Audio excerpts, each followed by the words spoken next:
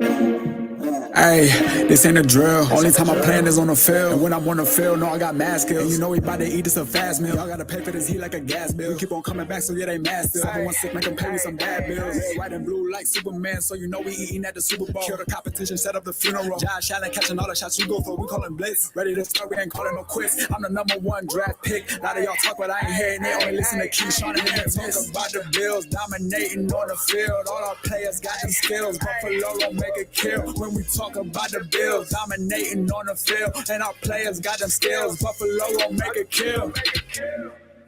What's going on? Welcome back to another live episode of the Podium podcast, sponsored by Ree's Tea, the best tasting tea in town. It's the home of the all truth, no sodium takes. I am your co-host, Aramis. It's 40 Keys. 40 Keys in the head house. Listen. Big news today. All right. What you got? Our producer's leaving us, man. What? He's leaving us. Why are you smiling? He doing give it an AO. No. Props where props is due. He's doing big things in the world of welding. Right? I knew what it was, but I'm just like, who's gonna give us the AOs? I know. We're gonna have pauseless shows now. He single-handedly brought that culture to this show. He did. Now it's up to you at home to carry on the legacy. That's a PBS moment. It's up to you. For a one-time donation. Exactly. Oh my gosh. All right. But yeah, so I mean, we got a mic on him, you know what I'm saying? And we're gonna let him get it all out of his system today because he came ready to say some things. Bomb on me? Yeah. I sure did. Yeah, I know you did. You got some tissue? He insisted that he get a microphone for this. I already know. He had it set up, it's right up, it's lined up perfectly, yeah. Everything is good. I'm gonna be mad so bad, it's about to be hilarious. You think you will make me mad, but you have no idea. Right. So that's where we're at with that situation. But we got a lot of good stuff coming up on this show. But let's do what we always do, man. Let's start with stuff we heard. What do we got? Hey, you know what? I ain't got no stuff we heard, but I got grind my gears. I'm with it. With it. So the first thing is this is it. Okay. Take Ken to Starbucks because he has a coffee kick. Not really. That's me. But irregardless, went to Arby's. I don't want to hear it. I know people don't like Arby's. However, you know how they ask you want horsey or Arby's sauce when you get your order. I got a beef and cheddar, half pound or whatever. I didn't know they're gonna splooge my ish with cheddar and whatever that red sauce is. I guess it's Arby's sauce. Why do I have soup in the bottom of my carton? Why is my carton soupy? Now I'm like, how do I eat this? It's gonna be messy. It's all over the place, all over my shirt, all over my hands, all over my face. I'm 40. I shouldn't be eating this way. But alas, what, man? I told you I don't want to hear it. I gotta get this out. But alas, I finished my meal and Ken's got his half sandwich still in the microwave. I'm like, dude, this is from noon. When you gonna finish that sandwich?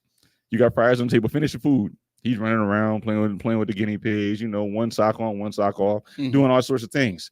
And so when I get home tonight, I told him that sandwich better be somewhere where I can eat it. Also, another thing that grinds my gears: our Triple P Fantasy League. Okay, nice name. Nice name. Laura says, whoever it was. I'm like, I know who it was, Aramis. I have no idea who made their team the that top name. Person on the thing. I have no idea who would do this. My name on there is Big Papa. No, because that's the person I look for. It ain't there. No, it ain't. So what Key's referring to is what did I name this team? Yeah, now? Look it up. Tell me what your name is. Let me see. Because this Laura said, you know what? Don't come for me. Come for the guy that's got Keys Big Feet or whatever it is. I don't know. And I'm like, yo. Foul on the play. That's a flag. Let me see. What did I have? It was like Keys Foot Pirates or something like that. Barefoot Pirates. Let me see. Who had the audacity to put that?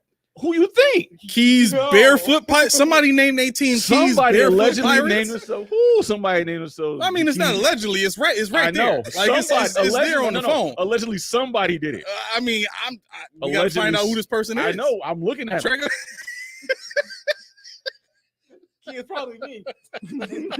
I'm looking at him because Big Papa's not there. I know your name. Yeah. You see the other one? You see my name in here?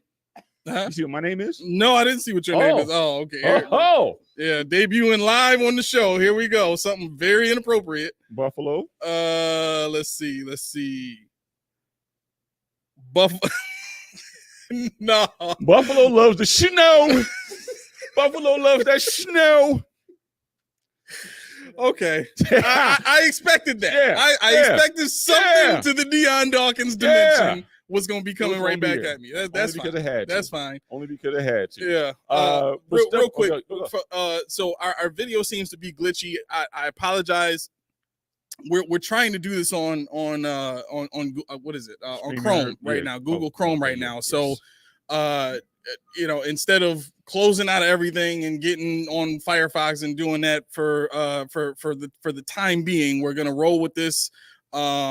If it really bothers you that much, I apologize. I understand if you can't watch it, but we will have this fixed Monday. But just bear with us, please, if you could. You got to listen. Just listen. Yeah. Even if you just do that, just put the phone down. But it's going to be the same. It's going to hit you the same. Right. Hey, June, can we get Keyshon's shot? Because his head is cut off by like a lot. I don't really have a top to my head, so we're good. Well, it's missing. It's not missing. Oh. It's there. Oh, it's there. Oh. You know what? You actually have a smaller head for your frame. I know. Like that's crazy, right? But it's not a bad thing. No. Like it's big enough so that it doesn't look like a small little pea head compared to your whole. You know what I mean? Little Like in black head. Yeah. Right. Yeah. Yeah. Okay. Worm man. All right. OLI is in the building. Early. He said, I saw his comment earlier. He said, "Yo, first day back in video glitchy." That's not how we roll, bro. I don't know if you've seen some of the other episodes. That's not how we do this. Yeah. So, but to your point, the coffee situation. Mm-hmm. Sorry. Mm-hmm. I'm trying to remember where you ended. No, I trailed off in the Aramis. I was really with the Aramis thing, but the coffee situation. Okay. While you're thinking about where you're going, let me tell you the story about my coffee from yesterday. Okay. So I go. Oh, wait, before you go there. Go. Did you know that they have your cold brew in cans? That's counterfeit. Why is it counterfeit? It's counterfeit. Because I know they've been selling that in Target and whatnot. It's counterfeit. Why? It's Starbucks cold brew. I know. Why is it counterfeit? Because what it is not 5 days old. If you're telling me, you guarantee me that they throw those cans out for 5 days, I'm good. I mean, the only difference is it's sitting in the can with maybe some preservatives in it. Did you say maybe some perfect? Maybe. I mean, I don't know. Like, does coffee like lose its potency over time or something? Absolutely. Oh well. That's why after 5 days they throw it out. Like they make vats. Well, when they first started making it, they made vats of it. Yeah. And then like after 3 or 5 days, they toss out whatever's left and redo it because it takes 20. You gotta have it sit for 48 hours. Interesting. And then, because what you do is you put water. I'm loving this. You put water in a vat. You got to drop the coffee bean, coarse ground, into the water. It sits in a refrigerated environment for 2 days, and from that you get a syrup, a thick syrup, which is what you tasted, and you said you can't believe I drink it. And they dilute it with water to your liking, which I don't like to dilute anything. And that's how you roll. See, when it's in the can, who knows how long it's been? They're gonna tell you it's about this cold brew. But that's the same thing that we go to IHOP. They say we got a cold brew. You go to Tim Hortons, ain't no cold. That's iced coffee. That's iced coffee. I you know what I'm into now? Iced cappuccino. Iced cappuccino. Okay. Yeah, that's fine. Yeah, as long as it's not iced coffee. You know what iced coffee is? I've had iced coffee. You know what it is? What? It's old coffee, old brew coffee. They just put ice in to sell it. Really? Yeah. I'm glad I got away from that. You can literally look it up. I mean, look it up. You can. Yeah, I mean, the flavor of it was very bad. That's why it's. I mean, it's not like it's gonna hurt you, but it just has no potency. It's like just for flavor. Really? Yeah. Well, that also explains why I wasn't getting no energy off from that boys. You took it like, remember, you seen Hitch, right? When his face swole up and he had the Benadryl, he said, "Come on!" You like, right? That's how I'm drinking the coffee. That's how I'm drinking the coffee. Inside out. Come on, give me the energy. You know, but inside out. So the direction that I'd like to get to eventually, just so that everybody knows what the major topic is for the show. Okay. I want us to get into what the title and what the title was, and I'm not sure I remember exactly how I worded the question, but something to the effect of, which players need a great performance during all these preseason games to possibly slip into a starting spot. Say less. Right, because there's looking at the depth chart, there's younger players or players that I think we both like that we'd like to see in a starting position that are behind people. Over the depth chart, so say less. I actually have that on it. Man, listen, like mine. Y'all don't even know. We don't even talk before this. Only time we talk is on the show. We don't even text no more. No, I'm joking. I'm joking. But we be texting about everything else. Man, everything else, but don't talk about the Bills. Exactly. So did you? I was meant to bring this up last time. Did you see the study of Google searching data has revealed the Bills are the third most popular team in the country, in the world? In the world? In the world. Really? In the world. Most popular, Dallas. Second most, Kansas City. Buffalo is third. I mean, Dallas, obviously, because it's just, I don't know what it is about Dallas. And that's not even a slight on Dallas. Maybe a little bit. But I don't know what it is about Dallas, but they're always going to be number one. They're not just America's team, they're the world's team, evidently. Yeah. But Kansas City, obviously, you jump on people, and they don't even know what football is. They hopping on, and they, you see it. What is that? It's like, I don't even know what that is. Just above Portugal. They're Kansas City fans, evidently. Libya and Africa. Australia is Bronco country. Australia is heavy Bronco, and this New Zealand is Kansas City. Wow. Now this is what makes me laugh. So I guess Southeast Asia is the Browns somehow. Yeah. Okay. I'd be interested to know what the significance of the color brown is to them. I know that may have something to do with it. It's got to be like religious or something. Yeah, maybe. And I'm looking at Africa. I mean, I would joke, but I'm not going to, because you know what that is. When back in the day, they always make the Super Bowl teams both shirts for the Super Bowl teams. Okay. And whoever loses, they used to send it to Africa. Oh, so really? They used to wear Bills shirts all the time. So I thought Bills would be heavy there. Oh no, it's Cowboys. Yeah, Cowboys. That's shocking. So like, here's my thought on this, and this is just a theory. I haven't tested this or anything like that. I want to hear it. It seems that all of Canada is the Bills. Wow. Yeah, go ahead, big up Rico. Yeah, really, man. One man band. But when the rest of the world thinks about America, they think about friggin' John Wayne and Cowboys and Wild Wild West and tumbleweed flying around everywhere. Like, that's what people think about when they hear the West. You know what I mean? So, bro, you all right over there? Was that your stomach or the mic? Oh, I'm like, yo, somebody feed this man. Somebody heard that. That was not one of us. I promise that. Sure? I can't say it was or wasn't me. Yeah, exactly. No, but so that's my theory about how the Cowboys have kind of stuck around that way for so long, because it really doesn't make sense. They've won nothing since the 90s. It's been a while. Nothing. And even when Tony Romo was there, and how far did they make it? They made an NFC Championship game with him, right? Didn't they? I think so. And they lost to who? They lose to the Seahawks. I think it was the Seahawks. They lost. My scope. Okay. Yeah, that might have been Trent Dilfer's Seahawks that they lost to, Sean Alexander, if I'm not mistaken. But it's at this point, it's like there must be some cult out there just pushing Cowboys for they're moving pocket change. But yeah, I mean, we got the one guy, I think, was he from Japan?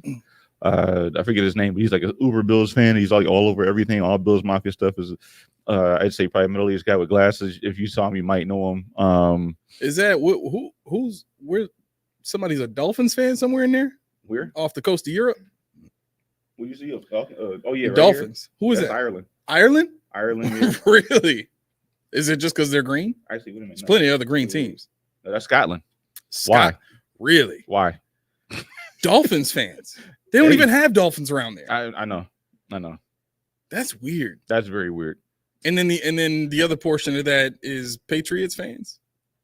Looks like of that same culture. So half.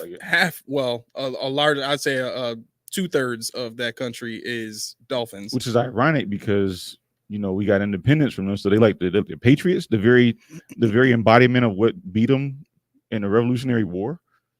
Yeah, that's crazy. Okay, they have no loyalty. Roy said he thought someone passed gas. I know. I can't confirm or deny it was me, Roy. I told you about the Aramis story just a minute ago. So I don't know who saw. We started the show about 2 hours ago, and I got the ring-a-ling-a-ling. Nobody saw that. Only 2 people saw that. I Okay. don't even know why you're bringing that up. Because I said we Because affiliate your with heart dropped no, to your bottom? I wrote it. No, I wrote it in my note. I said we affiliate with a network, and this guy tries to replace me. He knows my ring-a-ling-a-ling was on, Oh my and I got God. the damn notification. So this is what It's a hell of a pink slip. this is what happens. Let me clarify. So I'm on another podcast that I do with my wife and my pop, and for some reason the equipment that we use was set to go on my YouTube profile, right? Mm-hmm. And what Junie does is because he produces that show too. Right. So what he does is he'll test it out to make sure the audio is good, all that kind of stuff. And then we'll go right back to recording private, and both Right. instances it should be private, but the first instance was let's just test out the sound, and it was 20 seconds, and my wife ended up seeing it, and she's like, this just went on your profile. You need to hurry up and delete it. So when I deleted it, it didn't show that I had any views, but I guess she was able to see that it had 2 views, and she said she was probably one of them. Yeah, I wasn't one. So we were sitting there wrecking our brain, like, who was the other person? Like, somebody out there in the universe saw this unnecessary live video of us setting up for this other podcast. I was at home working like, ain't this man to replace me? I got a pink slip. It was real, you y'all. I changed see the y'all later. whole set and everything Right. without you. Yeah. Swan sign. I'm out of here. I guess this is my last show. Me and Yeah. Judy out of here. No, I'm joking. I'm here. You can't get rid of me. Weirdly enough, Mac is staying on. It's just you that's It's just me that's got to go. That's it. I get it. I get it. I hope start this thing, and now I'm no good anymore. Right. I'm Silas, what's going on, man? He said, oh, this is for when I was talking about the Cowboys point. He said, neither have the Bills, thanks, Norwood. I mean, I thought Silas was a Bills podcaster. You bringing up neither? Hey. No. We are allowed to be mad at the Bills. Hey, I'm not mad at Norwood because he's irrelevant anymore. He's irrelevant now. What? Why? Well, I mean, he's a part of Bills history. Yeah. So is Deion Dawkins. So is Tyler Bass. He is. That's the new Wyatt, right? So that's why Norwood is no longer. Yeah. We went 3 more times after that. So I mean, we could have got it right 1 more time. Right. You know? But nah. What's going on, Pat? Okay, so did you see Josh Allen was asked if he misses Steph? What is it about? What you know what? I hope every Bills receiver, including Andy Isabella, KJ Hamler, Brian Thompson, all of them are better than Steph Diggs this year, because we need to get rid of this number 14. Can he just not exist anymore? I mean, there's never anything good he's ever done ever. It's all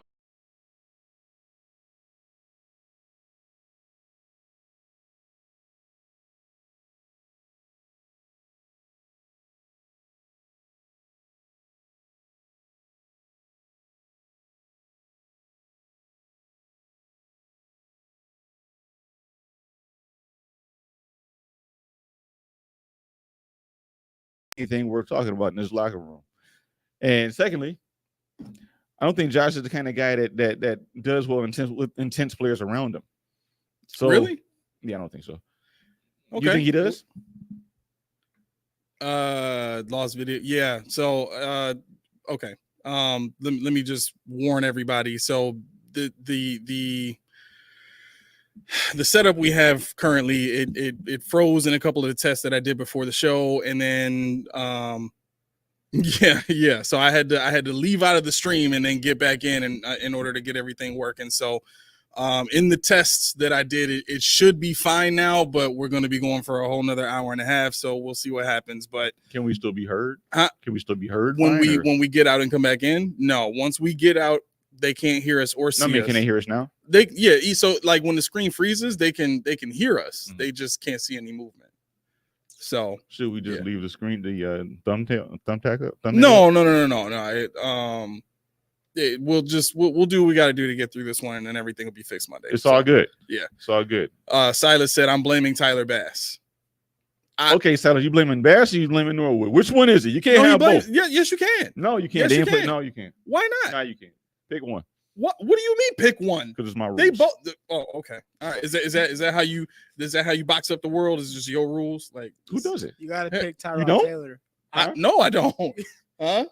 He said you got to pick Tyrod Taylor. Actually, you're right. Tyrod Taylor has never missed a kick. Tyrod Taylor's missed a lot of other stuff, though. I can't deny that. I can't deny that at all. But no, oh yeah, I'm sorry. Go ahead. No. So all right. The whole thing with missing Steph. What do you expect him to say? That's what. Yeah, right. What is he supposed to say? This is Josh. Josh isn't CJ Stroud. He's not Steph Diggs. He's not gonna tell you if he. Well, CJ Stroud ain't even really saying nothing. He ain't got nothing to say, but he will say it if he, because he didn't he tell who did he tell? He told somebody that their college career wasn't jacking. It was an alum. I forget who it was like Fred Taylor or somebody. What about him?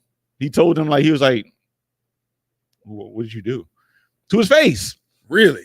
CJ Stroud, he's that dude. Like, he got an ego. Okay. Oh, he got an ego. And it's coming out now. After 1 year of competent play, he's now him. I don't know if there's wisdom in that, but hey. Evidently, he's him. I don't know why. I don't know how much him you can be after 1 year. I mean, as him as you could be. Yeah, Carlos Williams would disagree. You know what I mean? He was him for that season too. That's what I'm saying. Mm-hmm. Like, and now he's nowhere. Now he's them. Roy says, "Why isn't he blaming Kyle Williams?" Do we have how much time do we have? We got enough. We got enough. You've been burning on a few things. Why don't not yet? No. I have no quip to come back. Kyle Williams is single-handedly the savior of the drought. Like he's single-handedly. Single-handedly. Oh. Why else would you watch the team during the drought other than to see Kyle Williams go out there and make plays? Brian Moorman. He was my guy then. He was good. Yeah, but you rarely saw him. And then a lot. Huh? We saw him a lot. He was our best player. No, that's a good point. But I'm talking about like the trick plays and stuff that he like where you could actually see him be athletic and run. Like, the dude was fast. He was super fast. Yeah. But surprisingly, I know. It's like that's how bad it was. It got to the point where we were looking to our punter to make plays for us. That's terrible. Like, can we just hike the ball to Mormon and have him run a sweep? Or throw the ball to Chris Kelsey. Yeah, exactly. Chris Kelsey catching passes. We've come a touchdown at that. We've come a long way. We have come a long way. And for people to ask, I mean, this thing is like, okay.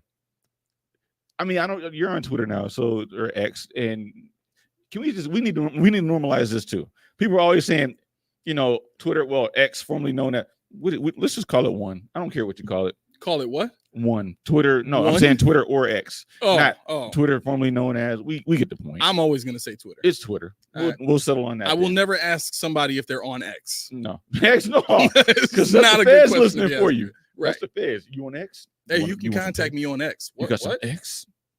You got X with you? But yeah, no, I mean, the thing is, for me, I just don't see Josh reacting well. Like we talked about a long time ago, vocal leaders. Yeah. And I mean, Josh's level of vocality, we'll just say that's the word for the intent and purpose of what I'm going to say, okay.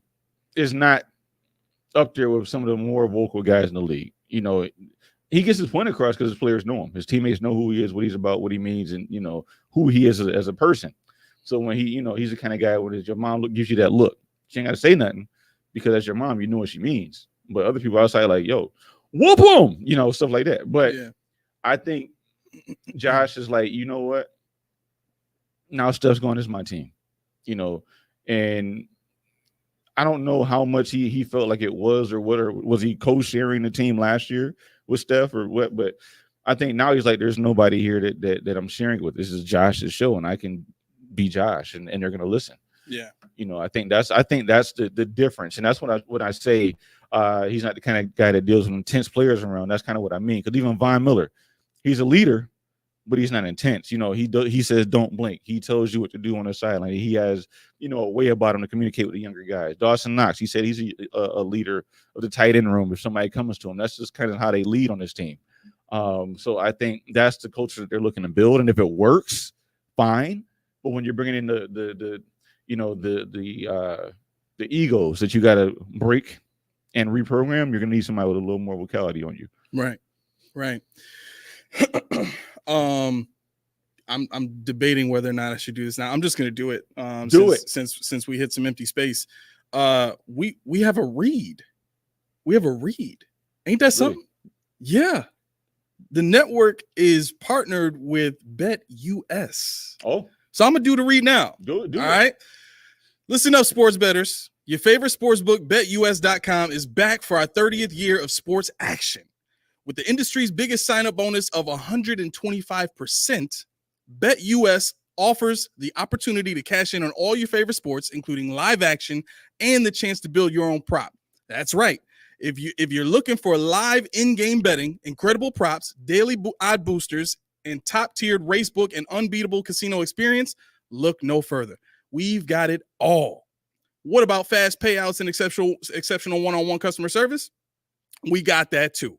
Sign up now to betus.com by clicking on the link below and use the promo code DUE, D-U-E, to get the greatest sign-up bonuses. Our account managers are available 24/7 to help you get started on the best action at 1-800-792-3887. That is 1-800-79-BET-US. BetUS, America's favorite sports book. Well done. Yeah, I tried real hard. It took everything I had. I know. Well I'm done. a terrible reader. No. Can you tell? No, you did good. On the spot, you did good. Yeah. You did All good. right. You sounded like you've been there before. No. I thought about it. But I know. I've done it in the car on the way to work and so like, okay, I can do that too. You know? I can do that. Yeah, BetUS. You're gonna need to practice because you're doing it next. I'll do it next time. Okay. Yeah. And you know what's funny about that? What? I didn't realize it was real. I'm like, yo, how did they come up with these snazzy taglines? Oh yeah, that's how they do it. Yeah, they actually read this stuff. Yeah. Okay. It's incredible. Okay. I just realized that Colin Cowherd reads the teleprompter. Mm-hmm. Yeah. I never knew writers. that. Yeah, you got writers. Yeah. So, I mean, if he can have a teleprompter, why can't I? Hey. We got one. We ain't We just got got to anymore. We set it up, but have your daughter hold up cue cards. Yeah, she's not tall enough yet. I mean, we won't. Ken would do it, but by the time I look over, he'd be over there somewhere. Like, yo, put the Never We might need Ken to come produce the show in a minute. That's right. Push the button, son. Yeah, really. Let's see. All right, comments. So Silas says Bass is the reason for every bad thing that happens until he makes field goals consistently. How you really feel about Bass, Silas? Yeah, How you feel? I feel that exact way about Sean McDermott. We know. Yeah. Honestly, all jokes aside, I've been a McDermott kind of fence tiptoer, but I kind of agree with you more so because true. Why some of the things that we've seen Bass go through, some of the slumps have been put there because of decisions made by the head coach and higher. Competition, the holder, the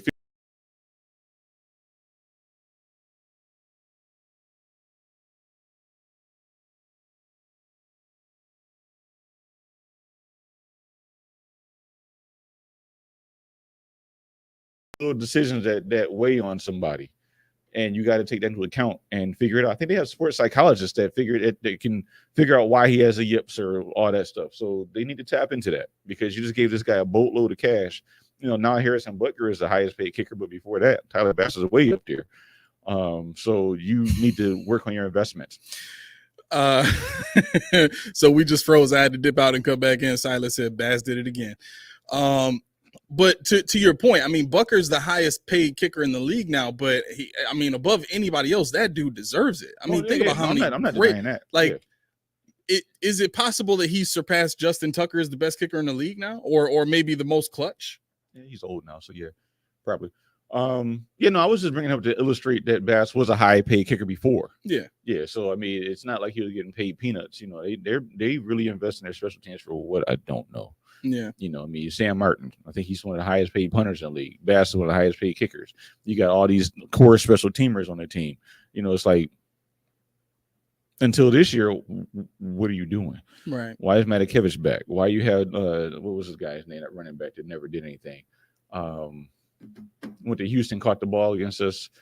What was his name? Whatever. You know what I'm talking about. But yeah, it's like we're gonna get to the depth chart a little bit, but you can look and dissect it and see, what are you guys doing? What do you prioritize? Right.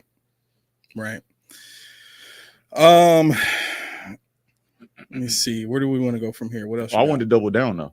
Okay. Because Sean McDermott, what's he doing?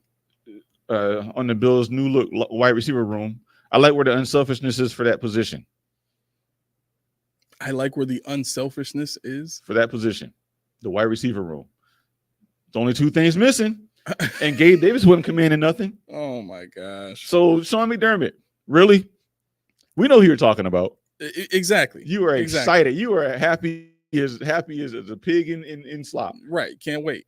He couldn't wait. He couldn't wait to throw shots, and that's the part that to me, you should have known at some point Steph Diggs was going to come up to this degree, right? Because the knock on the team right now is none of the receivers not named Tyrell Shavers is really separating themselves in camp. Right.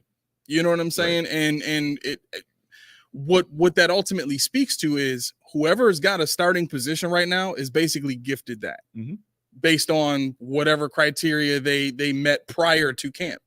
You know what I'm saying? Prior to being a Bill. Yeah. Exactly. Because I think I don't want to go into it, but there's only one wide receiver that's holding a starting spot that had one last year. Yep. Right. So, you know, in a 3 receiver set, we'll say that. Yeah. Right. If they go, that's the caveat because he wasn't even a full-time starter. Exactly. Yeah. And we don't know if he's even going to be part of that 12 formation if you know if his slot position is not there for him. So conundrum. You know, it's one of those situations where.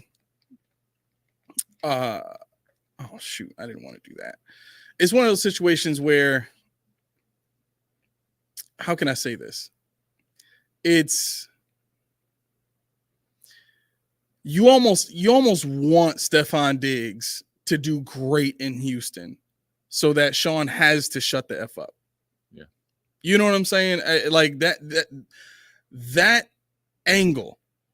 You know, first of all, it would create a lot more juicy stories, you know, throughout the season going forward, because Sean will probably get asked about that a lot if our offense is struggling and Houston's offense reaches a whole nother level above what they were last year. And I actually saw a report that Stephon Diggs might be the number 1. Obviously with Tank and Nico out there, but I could see that happening too, because the type of receiver that Nico is, he's a downfield guy. He can do everything, but not as well as the downfield stuff that he does, right? So adding Steph Diggs to that offense, it's a no-brainer. He's the number 1. That opens up so much for Nico Collins and Tank Dell. You know what I mean? And if I was running the team, I would absolutely do that. So I'm very happy that I drafted Stephon Diggs in one of my leagues. He's actually you are, yeah. I think it's the one where you got is it the Foot Pirates one? But I'm in the league with you. Maybe it's the other one. Well, I don't know who Foot Pirates are, but the team allegedly I don't know who the Foot Pirates are. Allegedly, I don't know. But you know, I think that's what I'm kind of hoping for the most, because this. I'll use this word because everybody's using it. This diabolical attack. Oh, you stepping in. You stepped in with both feet. This diabolical attack on this man. It seems to be one of those things that it just makes you feel disgusted on the inside. It's like, yo, this man went out and did what he did for you, right? And now immediately after he leaves, now it's an unselfish atmosphere in the locker room. Yeah, I mean, and that's the funniest part about it. He had by far the most productive and best 4-year stretch of any Bills receiver ever. At me, I don't care. Prove it. Prove otherwise. He has the best 4-year stretch of any wide receiver in Bills history. Now, what do you call it when you double down or triple down? I'm a double down and double down. Okay. Remember when Darryl Stingley Jr. hit Schultz in practice? At the when he cheap shotted him after practice. Okay, they were all okay. I'll set the scene. Picture this, as she said. Am I still on? Yeah. Okay. Picture this. They're walking off the field after practice, and you see Stingley kind of come across the front of the group of players and tee off on Dalton Schultz. He's all like something must have happened in practice where Schultz he was taking his helmet off, and Stingley just goes and just gives him one right under the chin, and he falls down. No scrum, no nothing. They just kind of come in, back him up, get him off him. Steph Diggs is way over there with his helmet off. He's not even looking. He's just walking out. You know, Bills fans, there's Diggs being Diggs again. Diva Diggs. Like, what did he do? What did he do? I dare somebody to show me what he did. He didn't go in there and try to break anybody up. He didn't laugh. He didn't smile. He didn't join in. He just walked into the locker room with everybody else. But he's being a diva. He's Diggs being Diggs again. Buffalo fans, why? Why are we so you know what this reminds me of? What? That boyfriend whose girlfriend left him. And he's like, I don't need her. Her feet stink anyway. I don't need her. She had too much weave on. Mm-hmm. I don't need her.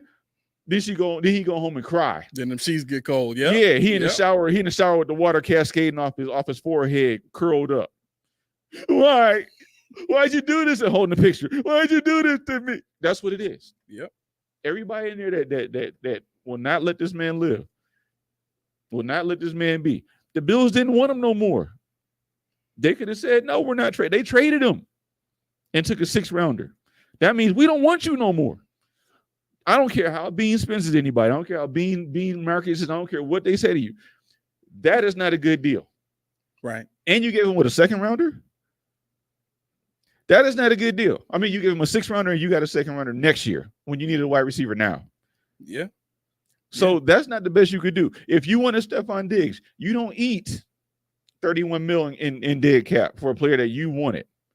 But you know what that is. That's the ultimate. If I'm going, and I don't even think he really believes this, Sean. Mm-hmm. But that's one of those. If I'm going to get criticized, or if I'm going to get fired, or if I'm going to have to continue dealing with what I'm dealing with, right, it's going to be on my terms. Mm-hmm. I don't want to fight with nobody else. I don't want to have to argue with nobody else. Everybody is going to be on my time, my dime, my mindset, my everything, right? And when you do that, first and foremost, you have to make sure that the team that you're putting together can still win with that. Yep. Not a situation where I think we can win with these guys, but a situation where I know that my philosophy, my way of doing things is going to produce winning. Right. So far, nobody has been able to do that on an elite level without the greatest quarterback of their era. Mm-hmm. Right? Belichick did it with Tom freaking Brady, mm-hmm, right? Now Andy Reid is doing it with Patrick Mahomes, mm-hmm, right?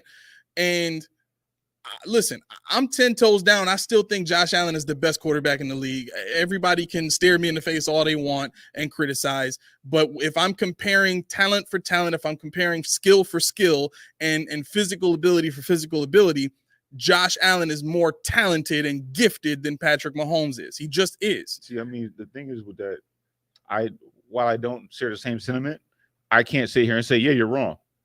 I can't. I mean, there's a lot of ways in which Josh is better than Mahomes, but can we say in every aspect? No, because the accomplishments that Mahomes has are far greater than what Josh has. But as you say, there are caveats to it, mm-hmm, where you have to acknowledge some of the advantages that some of these other quarterbacks that have more accolades than Josh has right now have that Josh hasn't had. Mm-hmm. And it's not making an excuse. It's simply looking at a comparable situation and saying, okay, which of these things is not like the other, right? So no, I'm with you. I mean, that's what I'm saying. I was kind of saying that while I don't have that same sentiment about him, there's nothing that you can really say to you be like, yo, you're an idiot. Josh is your number one. Are you serious? Dude, right. I got him on 2 of my fantasy football teams. Come on now. Right. I was looking for him. I wanted him. And it's not that, it's not one of those deals where it's polarizing like Lamar Jackson. Some people have him very high, including the NFL players themselves, and some people have him very laughably low. Some of the fans, because he's not what they perceive as a quarterback or the quarterback of their team, which is fine. But Josh Allen, you don't have that wide of a differentiation of opinions. He's not polarizing like that. Everybody will say, even Nick Wright said he is the second best quarterback in the league. Nick Wright. Yeah. I said at worst, third best. And I can't tell you who the number 2 is. That's why I said it's leaving it open. Like they did with Van Pran on that list I told you about, where they had the question marks at number 9 to Van Pran 10. I don't know who that number 2 is, if it is one. but I know he's no lower than 3. Yeah. So I think that's a safe place to land. And of course, if you got to pick out a quarterbacks in the league, the one we have is fine with me. More than fine with me. I think we could. I know we could win with them, but the thing is, can you get a head coach that will allow Josh to be Josh without having to fight for Josh to be Josh? Right. The only way Josh is going to get what he wants is to kick and scream, because McDermott's not listening. Bean's probably not listening. They get you. There are some ways you got to save him from himself. He wanted MVS. He said, I like that guy. I got to have him. We could have did you better. I'm like, we could have did you better, Josh. Yeah. This is what you want. You sure? Because we can do this instead. Well, so Silas is saying the offense was very efficient without Diggs giving us average production. I think when we're talking about Diggs's production last year, I need everybody to just like literally take one full step back and take a deep breath. Right? Here's why. When you look at Diggs's production last year, what he was asked to do last year versus what he's been asked to do the last 4 years is something totally different, right? Not only did we experience a scheme change last year, but Diggs went through a role change. And part of the reason why Sean created such a fit about, Diggs still being there and trying to get him off the team back then was because Diggs openly had an issue with the scheme change. Yep. He knew it wouldn't work, yep. Right? Yep. On top of that, he probably knew that Dorsey wasn't the guy, yep. Right? Yep. When you're that level of a player, you're good enough to know what works in the league and what doesn't. You can look at route concepts and say, this will be the guy if I run it every time.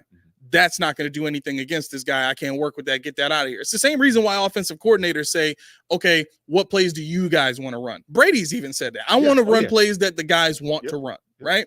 So that means the players know what works to some degree because they have confidence in certain plays as opposed to others, right? And that's why Diggs left. That's why, because he saw, I said, you know what? This doesn't fit me. And it doesn't have to be in a mean way. It's a realization. Just ain't it for me. I can't this what you're asking. I'm not this kind of player. And I'm not going to be happy doing this because I'm not getting the ball. I'm not producing the way he said it out of his own mouth. Right. Elite players want the ball. He said, you don't kick and scream, but you want the ball. Who doesn't? If you don't want the ball in any sport, you don't want the puck, you don't want the shuttlecock, you don't want whatever you don't want, you don't need to be playing. Because guys said the kumbaya, the unselfishness, that ain't gonna, I shouldn't say ain't gonna win because watch them do something. But the thing is, you get the point. The point is, you gotta want to take it. You gotta in football, you're competing against other wide receivers to do what? To get open, to get the ball. I don't care what they say. They all in the back of their mind say, if I run this route crispy enough, Josh will find me at this point in time and I'll get the ball. I don't want Steph to get the ball. I don't want Dalton Kincaid to get the ball. I want the ball. And that's the way you win. That's the mentality that gets you a winning culture. Right. It's not I hate this man or I'm hating on him, but I want to do just as good as he does. Iron sharpens iron. They preach all this stuff, but they don't live up to none of it. Iron sharpens iron. Yep. You got to earn your spot. And I'm going to get into that. Please, producer, please write that down or whatever you do. Earn your spot. Just remember that, okay? Because you're younger than us. Yeah. Silas says 2022, the second half of the season was the exact same thing.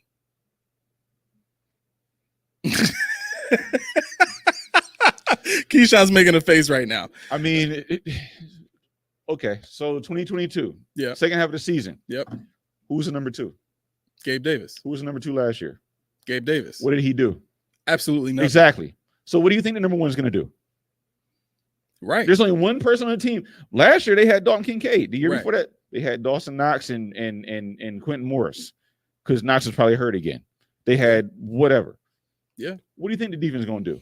We key in. What do we always say? Don't look at the opening game. Don't look at the first couple of games, because guess what? There's no film. You got a half a season on film. I know how to stop this man. I know what this route is. I've seen it 6, 7, 8 times. I know how to beat it. Yep. And teams have told you, when 14's on the field, we feel good. When they pull 14 off, we know we good. When 13's over there, what did Patrick Peterson say? I know what 3 routes he runs. Right. I know what 3 routes he runs. There's 9. So he runs 1/3 of the possible routes. And that's not even option routes. So, to tell me that the one guy that actually produces 12, 13, 14, 1,500 yards disappears. I wonder why. Because the offenses have been vanilla and they keep going to the same. And I don't want to hear forcing the ball. Why are you forcing the ball? Because there's one guy in the field that gets open. And what did you do? You double down. They got a whole bunch of guys that don't get open now. Yeah. But that again, all of this comes down to I guess this point for Silas, because he's saying, look at the numbers, guys. I hated the Dorsey hire, but Diggs' production dropped off after week 10 in 2022 and 23. He was taking himself off the field in third downs last year. It was time. First off, he wasn't taking himself off the field. Yeah, he wasn't a part of the play. He doesn't even know the play. Not Dorsey. Brady said we didn't even show him that play. Right. He wasn't part of the play. And every time he came off the field, there was only one of those plays where it was a pass play. Right. And I'm pretty sure that it was an audible by Josh. Mm-hmm. But every time Diggs came off the field, it was a run play. Mm-hmm. So it wasn't even like he was gonna be a part of it anyway, pass blocking, right? So the other part is this, though.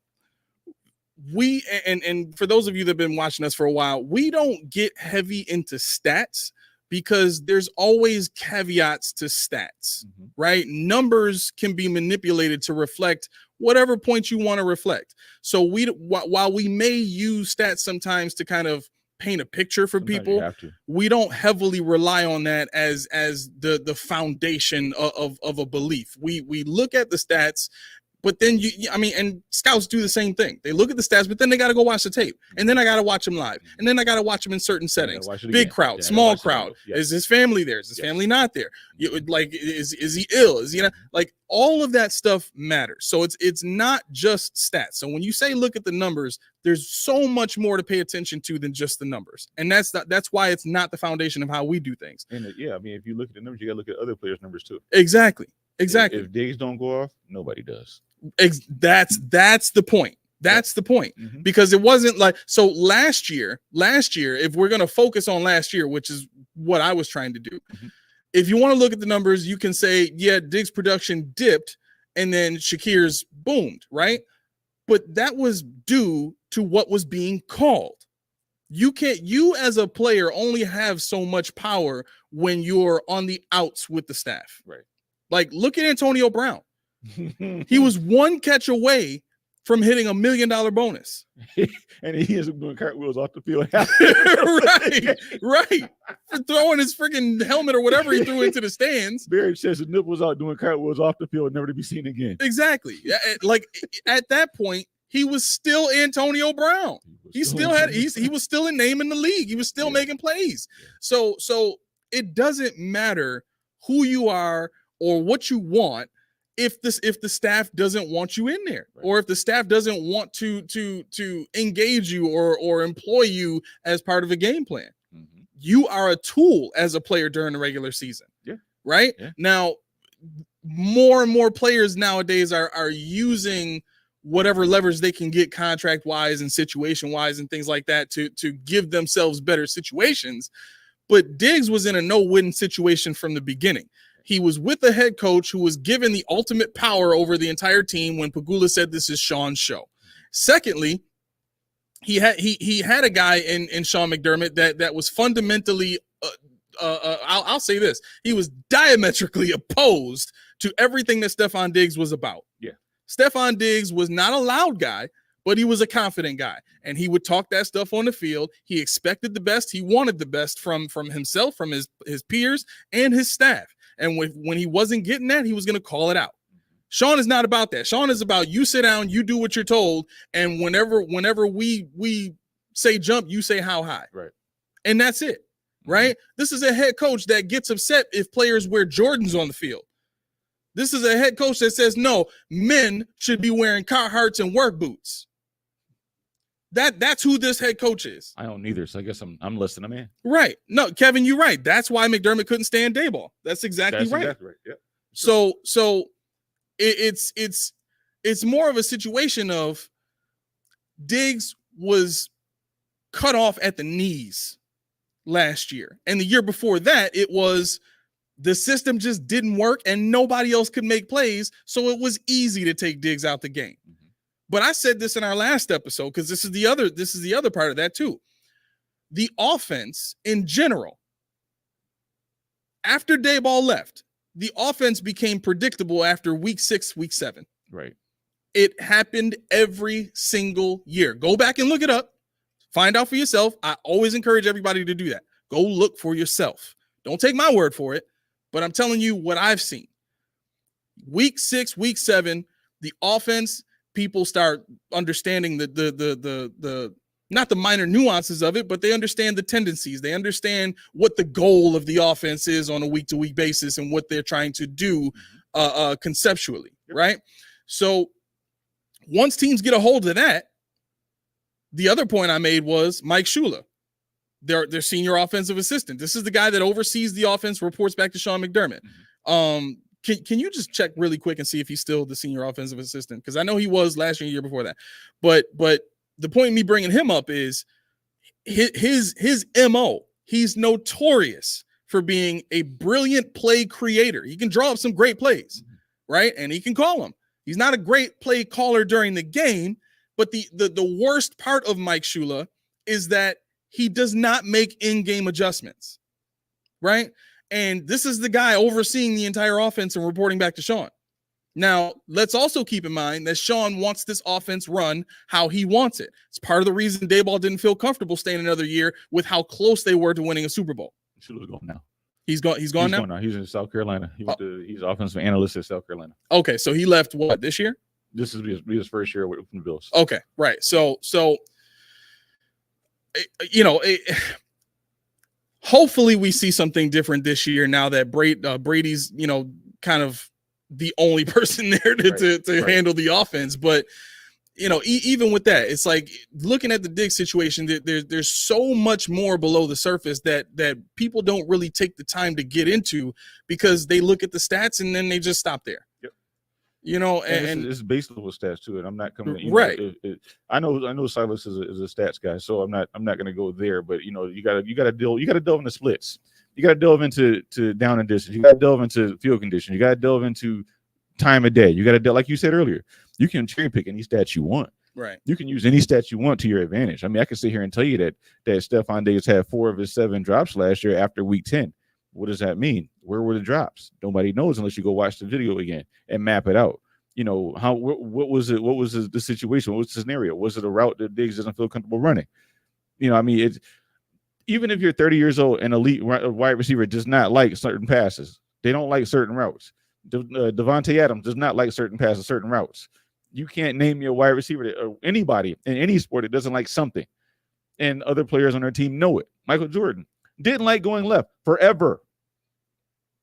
And it's proven. Yep. He couldn't go left, but he's the greatest ever. LeBron James had sloppy handle when he first started. Guess what? He was still dominant because people knew how to get around that. Set a pick. Football. Wide receivers. They don't like running slant sometimes. They don't like going over the middle sometimes. Some of them don't like going deep. Some running backs don't like running up the A-gap. It depends on who and it's up to the coach to know that. Right. As opposed to just saying, because he's elite. Because on Madden he can do it, so why can't he do it now? That's it's crazy to me. Like somebody that played sports, obviously not on a pro level, but I played for a lot of years. It doesn't work that way. Right. Outside looking in, you got to clarify that, man. He says that stats don't lie, but statisticians do. I think I understand that. Yeah, I mean, I get it too, but I just wanted to be clear for because at face value, it kind of looks like like stats are it. I think stats. See, that's the thing. Everybody knows numbers don't lie.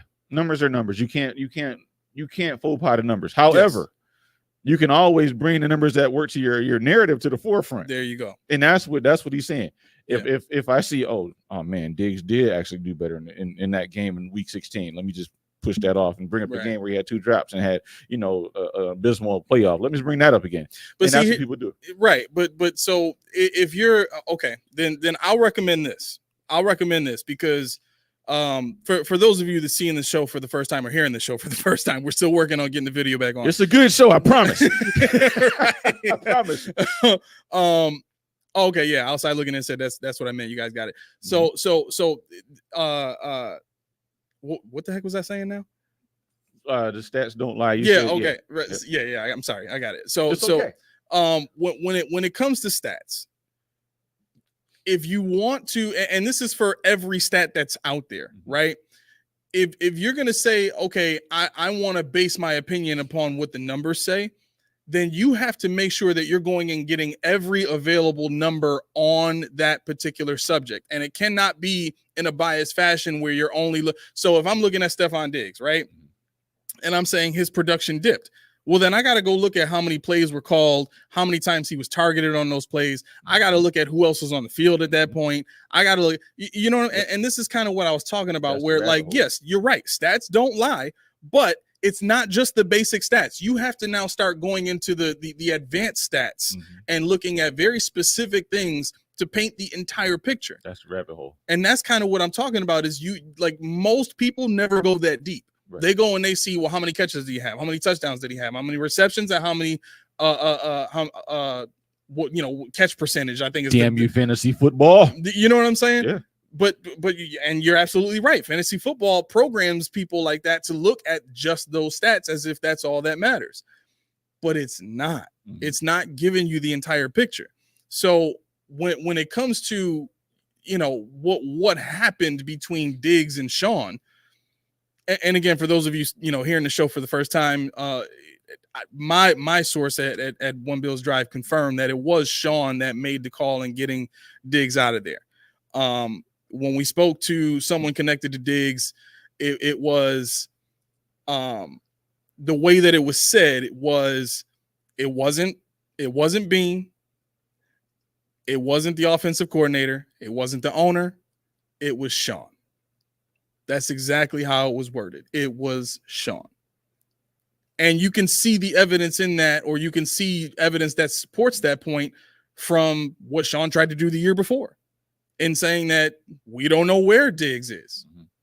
We haven't heard of him. He left practice. I don't know. I'm very concerned. Yeah, exactly. Right. Throwing him under the bus. That's the initiation. That's how you get that kind of stuff started. You get the ball rolling on stuff like that. Now the media is investigating Diggs and not Sean. You know what I mean? So that's the kind of stuff that has always bothered me about this entire situation. So I'm one of those people where, like, again, Bills till I die, but I hope Stephon Diggs has 2,000 yards this season. I really do. I don't, because that means you beat me in fantasy again, and I'm not with it. I'm not with it. Well, again, the league that we're talking about, we haven't drafted yet. Okay. That league hasn't drafted yet. So, listen, if anybody is interested, in joining our fantasy football league, link is in the description. Oh geez, it might be in the description of our YouTube video. All right, I'll put it up everywhere. I'll put it on our social media. I don't even know where we are anymore. We're on everything. Yep, I will put it on the Do Champions channel. I'll put it up on their social media pages and all that kind of stuff too. I'll send it to them so they can get it out to you guys. I think we got what four spots left, something like that. 5, something like that. Yeah, it's like a 16-team league. It's not bad. I think I saw. Yeah. So the prize though for this league is if you win the league, if you win the championship, you win control of the league for the following season. I've never heard. Yo, that is going to be fun. It's the dopest prize ever. And the thing about it is that the comments are already going. We're already in there. We're talking. We have no teams. We have no teams. People are in there talking already. Yeah. And we're talking back. 100%. It's a beautiful thing. It's a beautiful thing. Like, right. How much more fun can you have? People, I'm scared. Don't be scared. Roy said, did y'all turn the video off so Key could go topless? Yes. Exactly. That's it. Outside looking in said exactly. I did. Oh, it was so serendipitous. Roy, I text you this already. Why do you not know this? Yeah. I like to let them breathe sometimes. So outside looking in. So in the description of this video, I think it's the first link there. On YouTube, everywhere. I'm not sure I put it up on social media yet, but I can. But I know we usually see you outside looking in on YouTube, so you can definitely get it there. Silas says, can't wait to continue this discussion at a later date in greater detail. So Silas, you thinking a Wednesday night maybe? Is that where we're going with this? I might be able to convince Keyshon to take a day off. No, dude, you can see in my eyes. I'm man. I got a 36-minute nap between my jobs. 36 minutes. Jeez. And T wrote over. Ain't you proud? I jumped, man. My heart was through my neck because I was like, "Yo, what time is I'm late? We gotta be." She's like, it's funny. The ladies don't know no chill. The wives don't know no chill. Man, The thing about me is I work so much. I don't know what part of the day it is when I go to sleep and Yeah. wake up. I'm like, yo, I'm late for something. Where am I going? One time I woke up, no lie, I had to be at the first job. I had to leave at 7 o'clock, and I had to be at the second job at 7 o'clock at night. So I went home, laid on the couch, went to sleep. 7 o'clock in the morning is it's almost a little dark, and 7 o'clock at night it gets a little dark. So my alarm, I think it was my alarm went off or something, and T was sitting there, and I jumped up in a panic. I got to go to work. Which job am I going to? I didn't know which job I had to work at. I didn't know what part of the day it was. I was like, I got to go somewhere, but I don't know where. I'm gonna get in the car. Mm-hmm. What uniform do I wear? I don't know. I figured it out before I got dressed. Have you ever gotten in the car and driven and then realized it was your day off? No. Have I? I feel like I have done that once. Dude, my alarm didn't go off. I got dressed, like my clothes were on backwards. I got in the car, I burned out. I was on the 33. I was like, wait a minute, it's my day off. Let me turn around. I was like, why did my alarm not go? I'm panicking. I'm late. I'm super late. I'm like, yo, they're gonna kill me. My day off. See, this is the other part of being a dad too. Is once that happens, you kind of realize, wait a second, maybe I'll just let them think I did go to work. You know what I'm saying? Just in the car, like. He's watching the sun come up. He's just sitting there chilling. Man, this is nice. This is lovely. I did not even realize I had a sunroof in this car. Like, this is amazing. What's coming from? Right, and it opens all the way. Look at that. Wow. I can stick my hand through there and everything. This is beautiful. Exactly. So Key, just so you know, we have no video right now. So any body motions that you do, nobody can see. Perfect. Perfect. All right, so let's I just took my shoes and socks off till y'all missed it. Oh well. Ooh, dang! I know they hurt. I know they hurting. Yo, if I cover my eyes, would you do it? Mm-mm. No, nobody else can see it. Okay, what if Junie closes his eyes? Our producer would do it. So even if we both not looking, you still wouldn't do it. Dude, my shoe would go to ish. You got unbelievable. It's a comfort zone thing, man. My shoe would go to ish if I did. I'd be. One of these days, your comfort zone is got to come to an extinction. You got to. We'll never. Let me see if I can get that for you, OLI. Get what? I'm gonna try and see if I can go over to the YouTube page and get the link, copy it, and put it in this. In the chat here. Are we on YouTube though? Is it working on YouTube? Yeah. I mean, it's video is not going anywhere, but they can hear us. Right. So YouTube not working. The video on YouTube is not working either. No. It's going through everywhere. So, okay. Ooh, excuse me. Let me see. So yeah. So I'm telling you, we're gonna boost this up. We're gonna bring the content up because you can't see our faces, right? But you can hear our voice. So we want to keep you entertained. We can still see your comments too, just so you know. Absolutely. So let's do this. Let's go while I get the link. I had a couple more things. Okay, not stuff we heard, but I just a rundown. You can chime in when you want. Okay. So fights have been an all-time high this year. It seems like you got the Bill Singing and Dalton Schultz today. DK Metcalf was swinging his helmet at people. Daniel Jones was fighting somebody. Jones was fighting. Yeah. A defensive tackle from Appalachian State ripped off the offensive guard's helmet and threw it at him. Hit him in the head with his own helmet. Cornerback for the Lions gets into it with Malik Neighbors. You see that? Neighbors swore he was squaring up. Like he was talking mess. He caught a touchdown. He must have mossed him or something. Mini Moss. Yeah. Yo, he got up. Yeah, he squared up. Fisticuffs. Wow. And guess who was involved? Mighty Mike Devin Singletary. What? Oh, he was squaring up. He had him up.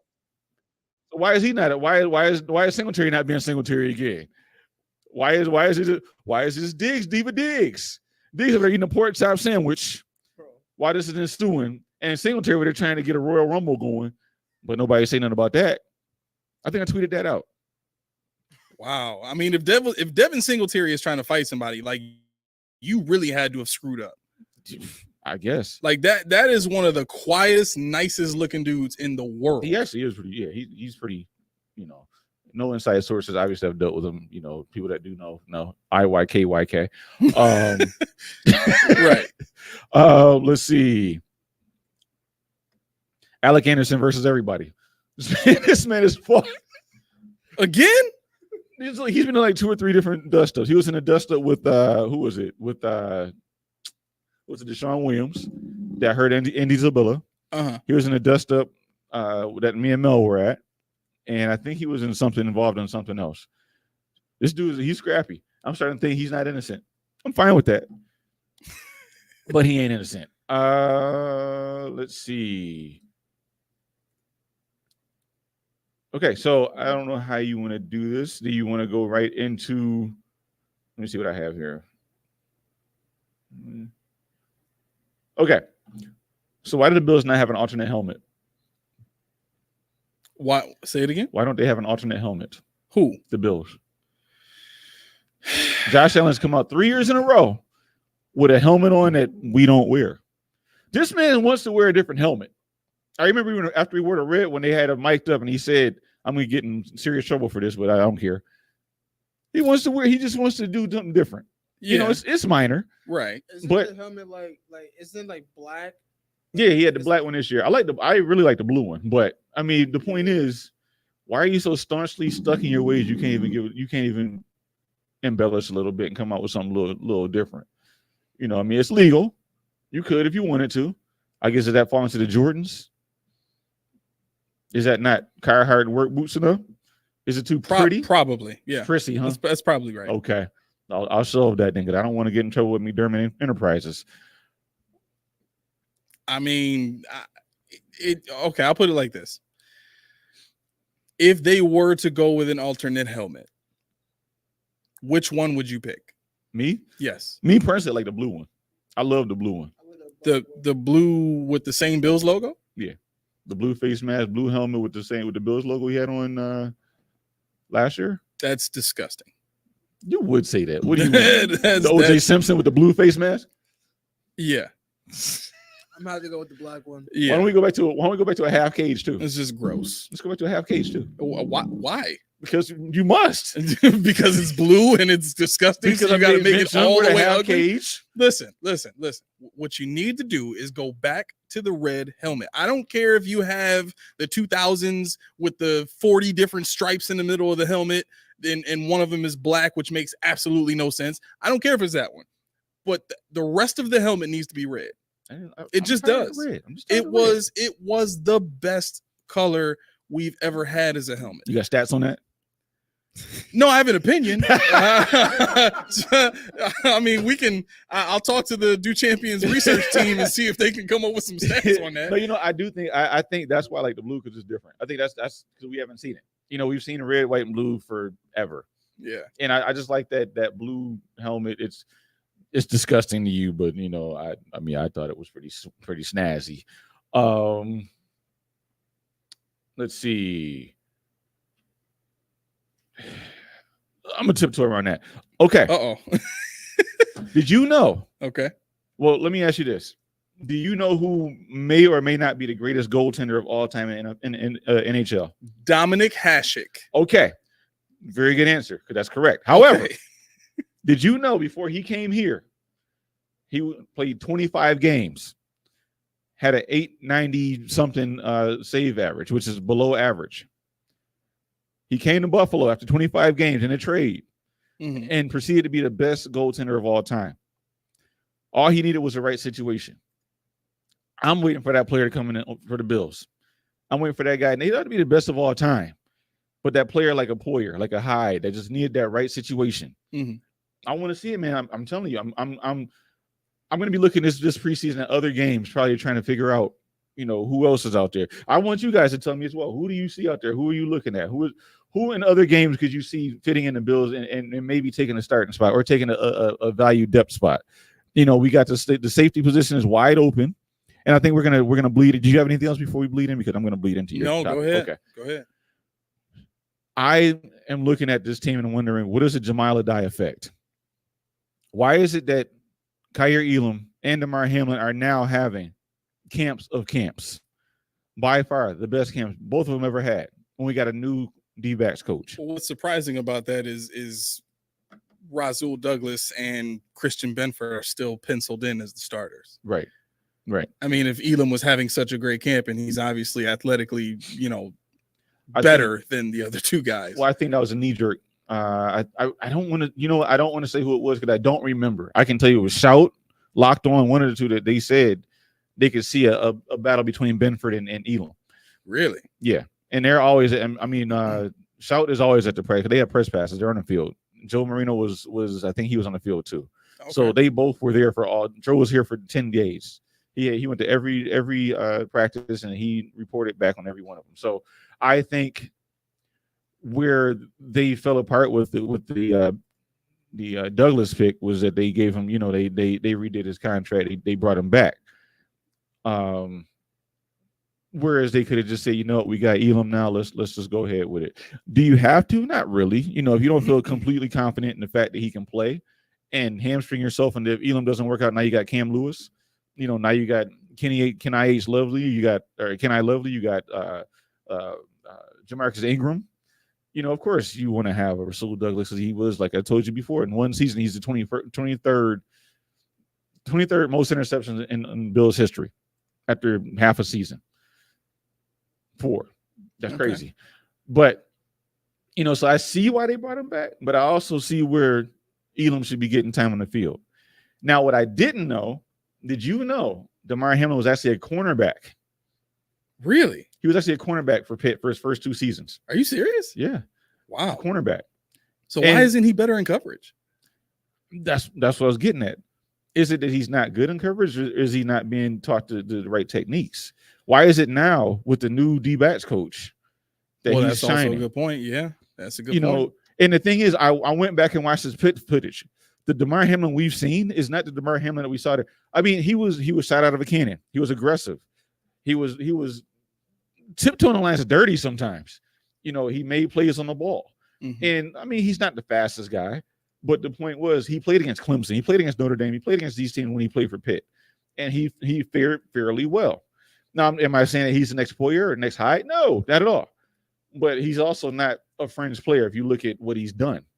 If you put him in the right situation, he's not one of those guys like, he might not make it. I think, maybe he should start. And Joni, remember I asked you to hold on to this thought for me? You have to earn it. If you tell me for 1 second Mike Edwards is on that field week 1, when he's only practiced, 1 time, 2 times? What did he earn? Once again, McDermott, what did he earn? What did Keon Coleman earn? He's an X. Draft day, he's our X. What did he earn? Who has to earn what? What position are we earning? Where does that apply? Where doesn't that apply? Well, so far with the depth chart is now, it looks like Damar Hamlin is the only one that's earned anything. Exactly. But even with that, though, right. What's funny about it is you have to wonder if Mike Edwards was healthy was here for OTAs and here for the start of training camp, would Hamlin have even had a chance? Because at first it was Mike Edwards. Okay, then Bishop goes in, and now we're hearing, and seeing Damar Hamlin has got the spot. Right. So it's just weird. You know what I mean? Like, it to some degree, it's like you can't even really say that Damar has earned it yet. Right. Like he has to show out in preseason to kind of make it definitive. Like, yes, I'm better playing. I'm playing better. I can say than my peers. Mm-hmm. Right. But everybody else is hurt. So it's like, how can you say it was a real competition to begin with? Yeah, it's default. Like it's literally the Levi Wallace competition. Mm-hmm. You know what I'm saying? Not even that, because Levi was playing against guys that just suck, but they were actually there. Right. That's exactly right. Like, it's me and ain't nobody back there. Right. You turn around and tumbleweeds rolling around. Yeah. Now we got Burgess and Kareem Jackson, but I mean, Kareem Jackson's 36 years old and Burgess is a virtual practice squad player. So you have Cam Lewis, who's become the everything man now. He's the premier backup at the outside, the inside, the slot. He's playing safety, he's playing gunner, he's playing. So now Cam Lewis has so effectively been the most important player on this team, pretty much, not named Josh Allen, by virtue of all the things that he can do. He's irreplaceable right now, which I'm proud because watching him, when I watched him at UB. Just to see him transition. Jamarcus Ingram, no offense, I don't remember him playing, but that's because the defensive backs coaches at UB at that time were atrocious. So he might have been the best one on the field, but they were as a unit horrible. And I called it every time. I'm like, you're going to give up the game again. And they did. So, yeah, I'm interested in that Jamil Adai. Jamil. I got to make myself you got to get that right, man. I got to make sure I say it right. Jamil Adai. Yeah. Um, So what do you like so far about where we are in terms of the depth chart? Who's starting right now that you look at and you're like, yeah, that's who I would have put there.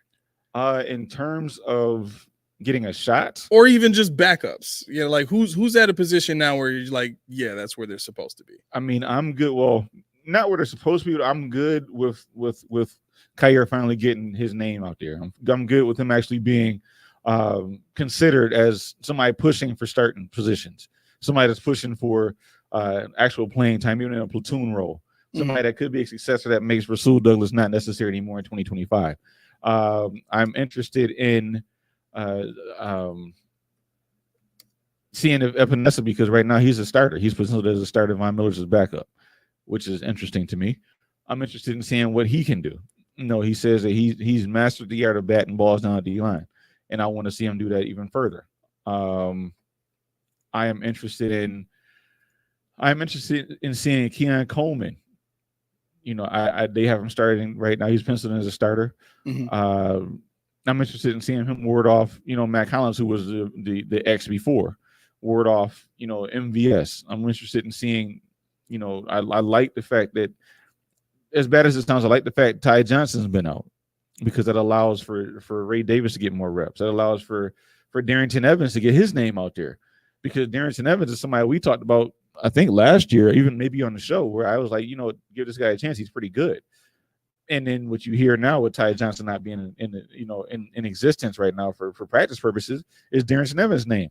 You saw his speed at the scrimmage, and me and Mel saw his speed on Monday's practice last week. So yeah, I'm interested in a lot of the depth, trying to cement the roles on the team. They're spotting on 53, and maybe pushing somebody a different dynamic. Everybody says last year we kept 5 wide receivers, we kept this many tight ends, this many. I want to see somebody say, you know what, we got to keep that guy. So where can we trim fat elsewhere? Right.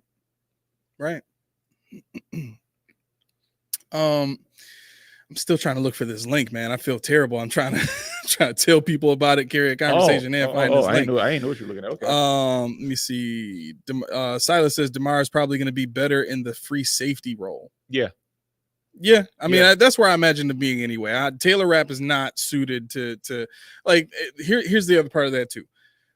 The difference in safety play is probably going to be very negligible this year. There's not going to be that shift in play between free safety and strong safety. Both sides are going to be just about the same in terms of the way that they play the some of the things that you see in terms of the single high and stuff like that. I'm not even sure we're going to see a ton of that anymore. No. I think so much of that was due to Micah Hyde's ability to cover, in pretty much the best way we've seen since Jarris Bird was here. Yeah. I said it. Yeah, I said it. Yeah, admittedly, the one Jarris Bird hater in the building is admitting that was probably the best cover guy we had. And the funny part about it is you were there when we were friends when he was on the team, and I told you, I hate this guy. Yeah. Can't stand this dude. But I met him one time. He came, actually, so when this building was still a church, he came here. And I happened to be drumming that day, and he sat way in the back. And after service was over, he came up and he was talking to Damaris and Damaris introduced me and all that. And he met everybody, you know what I mean? But just real calm, soft-spoken dude, real cool, you know what I mean? But I loved watching him play. I really did. To me, he was like a baby version of Ed Reed if he had the opportunity. He was just slower, but he was the same. Same concept. Right. I met his dad. I actually met his dad right the year when he was about to leave. And I remember just messing with him. I asked him, I said, so was something about both? He's like, it's a nice place. I was like, uh-huh. All right. I said, well, you're always welcome to come back whenever you want. Leave your son at home. That's pretty funny. Let me see. What else do we have? So Lindsay. Okay. Sorry, Lindsay. She said, did the battery camera take a dump? No visuals due to incident exposure. Yeah. Oh, indecent exposure. Sorry. No. So we'll mean, probably be explaining this like 70 times the rest of this last half hour. But so we're having internet issues right now, and once we finish the show, I'm going to be taking care of that, so that come Monday when we're doing the show on the network that we so love, we will have video for you guys, and hopefully we can, like, everything will just be set from there going forward. You know what I mean? And it's been hard to kind of get this thing going. I really feel terrible because we've been saying the last 2 weeks, you know, we're gonna finally have our launch show on the network, and you know, this is what it ends up being with no video. So we're gonna get this fixed. Thank you very much to everybody who's you know, sticking with us. We got 103 people watching, which is more than we've ever had before. So I'm super thankful for that. But please bear with us. Hopefully we're entertaining enough audio for right now. Now hopefully we are. We are. I mean, in my heart, I believe we are. So okay, hey, I'm with it. I'm with it. But no, that's what's going on right now. I was going to say, who was it? Was it Tabonius on X that taunted you and he had cat? We would say, yeah, okay. Yeah. Well, him and Matt, like, they both are like, yeah, we'll see. Right. And I mean, hey, we did it halfway today. Right. If we got to go radio, we'll go radio. Yeah. Anybody who was tuned in when we first started, they kind of got a chance to see what we can really do. Right. You know what I mean? So I don't know. You gotta be here when it first starts. Yeah, and get all the best if you're new to the show, go back and watch old shows. You'll see what we're about. This is consistent. This is consistent. We've been friends for almost 2 decades now. So it's like, all right, we just roll off the tongue, just go with whatever we feel. And he tries to make me mad, and I try to do the same. Right. What's this one about? So Roy says Douglas was under contract. Bean did a restructure. Yeah. When did that happen? Before the season, he did. Yeah, they restructured his contract to ease the cap hit. Oh, okay, yeah. Okay. Oh, yeah, that's right. Because he was set to make what, like 6? Yeah, $9 million. Oh, so they got it down to 6. They got it down. Okay, yeah. Okay, gotcha. They moved it in my favorite way. Restructures, adding void years. Love it. Keyshon is like literally ear to ear smiling right now. Mm-hmm. He is he's very excited about this. Anybody that knows me knows how I feel about the salary cap. I'm not the history guy. I'm not the X's and O's guy. I love the draft. I love the salary cap and free agency. That's my wheelhouse. The rest of this stuff, I'm just a tag along. However, when you tell me, oh, you know what I looked at? You know the Bears have 20 players on their dead cap roll? Really? 20 players. It adds up to $20 million or $18 million. Stephon Diggs by himself, $31 million. And people say, why can't we go get? That's why. That's why. Yeah. That's why we do that. That would be the reason why we're getting these guys that you know, Simon or Shane Simons and whatnot. Jeez. Yeah, I mean, I did some digging. I said, you know what, let me see what their dead cap is. Just because I was trying to see what who they had, who we could possibly look at on their team, maybe to come on our practice squad or onto our 53 when they get cut. Mm-hmm. And I said, let me go a little further and see what their bankroll looks like. And yeah. And you got to remember that includes Justin Fields. That includes there's somebody else I forget. But yeah, it's man, they really wanted that dude gone. They really wanted Diggs gone. Anybody that says that Diggs wanted out, I don't really care what you want. You cost me $5 million less to stay home. Yep. I had $5 million to spend elsewhere. But instead, I wanted you off my team. You had to go because I really needed that second rounder next year and lose that 6. Yep. I really needed it. I think the only time we've seen anything relatively close to that kind of a move, it was the Antonio Brown situation with the Steelers. That's the only time. But even with that, anybody just looking from the outside in, you didn't even have to have inside knowledge as to what was going on. From the outside looking in, it looked like Antonio Brown was going crazy. You know what I'm saying? It looked like he was literally out of his mind, and the Steelers had to cut bait to save face. Yeah. You know what I mean? With the Diggs situation, it was almost the exact opposite. Nobody knew what the hell was going on. Mm-mm. Nobody. Mm-mm. I did. Inside you know what sources. I mean? You have inside sources. That's what I'm saying. If you knew somebody, or if you knew Diggs or whatever, or if if he spoke to you and was open with you, then cool. But nobody knew what the heck was going on with this guy. Right.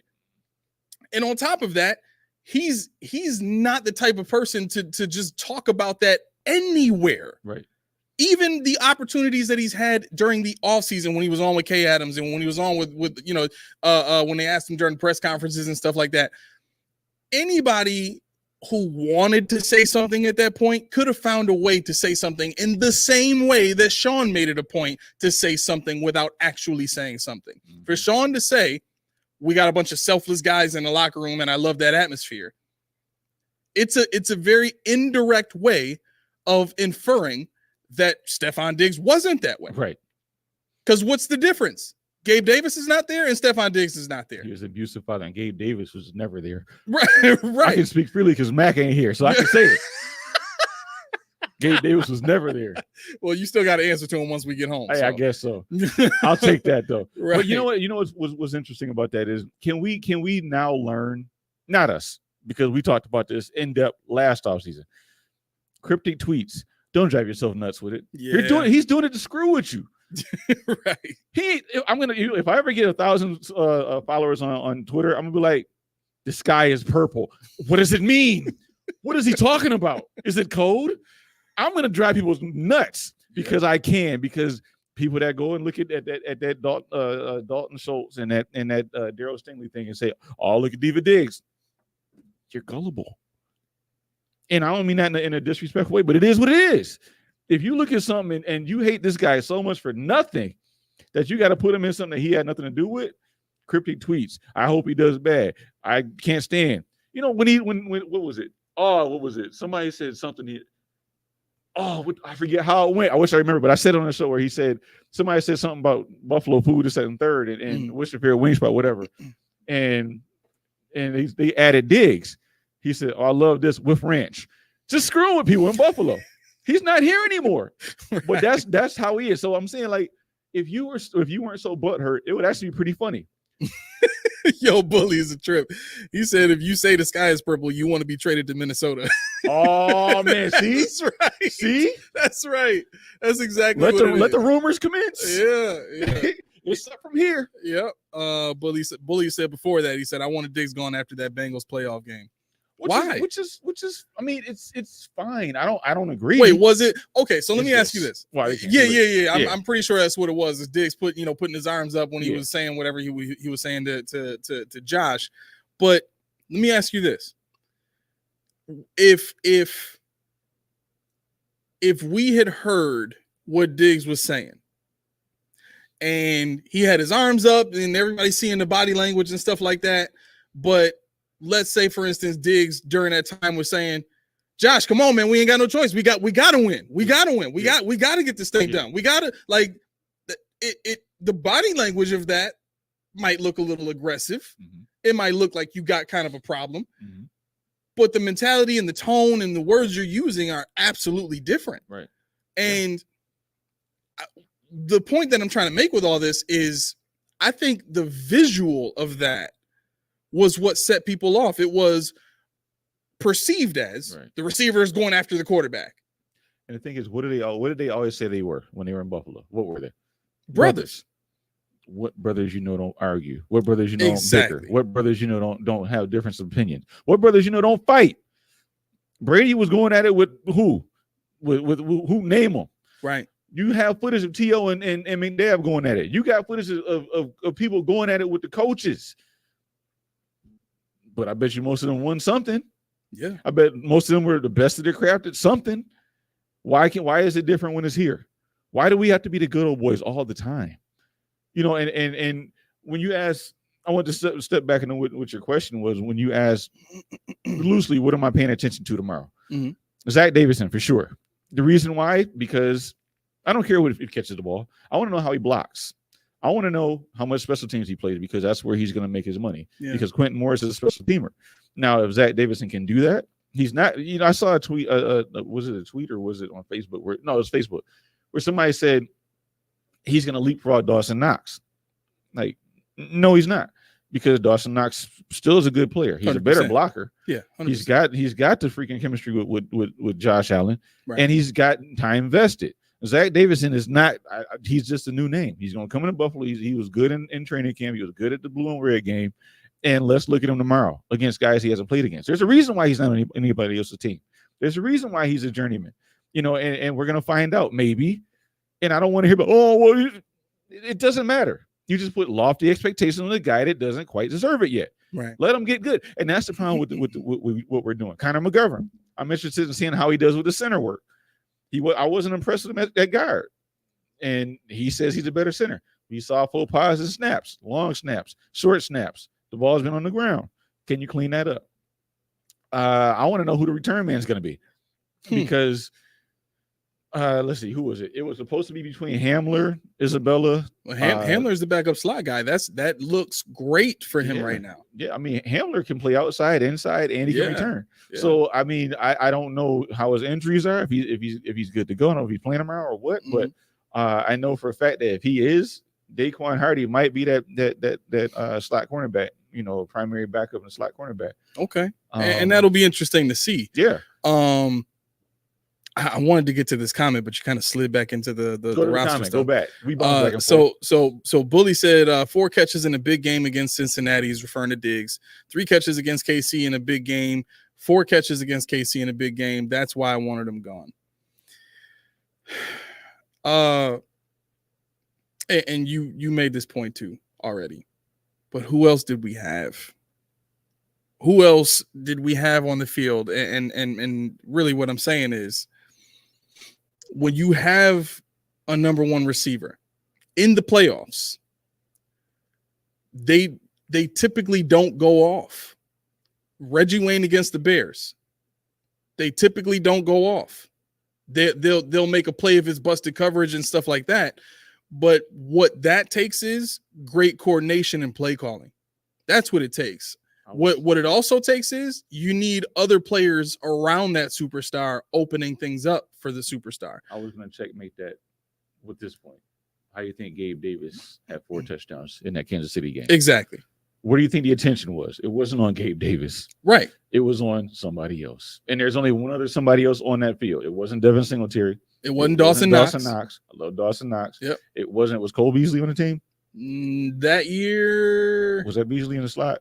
Because I know he was hurt. If you talking about 13 seconds game? Yeah.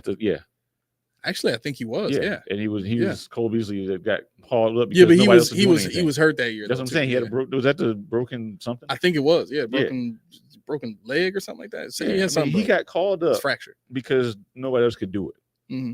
And okay, so how do you think Gabe went off? He was not game planned against. He just made the catches. Josh saw it, made the throws. And Gabe Davis had one play where he really made the dude look stupid with that cornerback, no business on the field anyway. But there is a Stephon Diggs effect. Now we need to figure out who that guy's going to be this year. It doesn't have to be somebody that gives you what Diggs gave you, but it has to be somebody that has to strike fear in somebody's heart. Right. And that's going to have to be Curtis Samuel, I believe. Everybody talks about Keon Coleman in the red zone. Yes. Dalton Kincaid. Sure. Like you said earlier, with the 12 formation, if they go heavy with that, what is Khalil Shakir? He's kind of collateral damage again. So I mean, it's just a slippery slope because they're going to want to get the young guy on, but there's that name, that number there. Everybody's like, he's gone, even though we know he's not as good in the playoffs. We know he could be. Yeah. Well, okay. So here's the other part of that too, and this is why I brought up, the Reggie Waynes of the world. I mean, Jamar Chase's, T. Higgins, like they're good for one big play per game, but they're not going off against these like playoff teams are too good, and they spend too much time figuring out how to stop your best weapons. That's what they do. Yeah. Right? That's it. One of the things that made Belichick and the Patriots great was they could stop your 2 best weapons and make you win with the 3rd or 4th guy. That's what they were known for. Yeah, they didn't just take away the first. Exactly. Right? So if your 3rd best option was Chris Hogan, guess what? You better damn well win the game with Chris Hogan. And here's the thing. If Chris Hogan wasn't good enough to do that, well, then you just lose. And that's what they counted on. And that was the funny part. They identified the guy that was going to beat them. And it was up to you to figure out who they were going to let you beat them with. Exactly. Like, well, half the game, you're trying to figure out who can I throw the ball to? Okay, they got him. And then like by the third quarter, like, right. Now we're going to pour it on you with our guy, Tommy Tom. Exactly. And what always worked against the Patriots, and part of the reason why Peyton Manning was always so good against that team, is he could figure that out throughout the game. Yep. He could make those adjustments and figure out, who are you giving me? Okay, I'll give it to that guy until you're forced to cover that guy. Then I'll start getting it to my guys. Right now, those battles were great battles. Yeah. But that's how you have to be in the playoffs every single time. Yeah. It can't just be, well, I got this $30 million receiver out there. He better make every play every time I throw it to him. Yeah. That's not real life. No. And that should not be the expectation. That's mad. Exactly. It's exactly what it is. It's Madden. It's fantasy football is what it is. And so the reality, the real, first of all, for everybody that's watching, all 109 of you, thank you very much for tuning in. But the reason we're here, smash that like button if you want to smash that like button. Please. But we are all about trying to bring as much reality into the conversation as possible. Whoever we're judging based on real stuff.